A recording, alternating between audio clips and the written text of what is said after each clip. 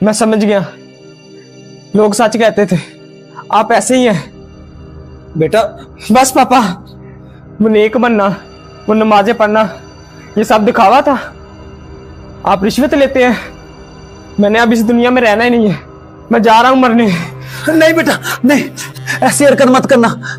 मेरे इस दुनिया में तुम्हारे अलावा कोई भी नहीं है, तुम ही मेरी दुनिया हो। बेटा मैं आज के बाद ऐसे काम नहीं करूंगा, मैं तुमसे माफी मांगता हूं। मुझसे क्या माफी मांग रहे हैं?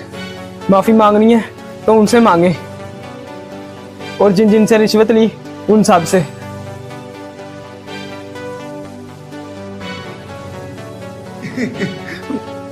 माफ कर दे मुझे एहसास हो गया है। मैं आपको आपका प्लाट वापस दिलवा दूंगा, वो भी बगैर रिश्वत के। बस आप मुझे माफ कर दें। ये आप क्या कर रहे हैं? मत करें ऐसा, पीछे करें अपने हाथ। बस आप हमें सिर्फ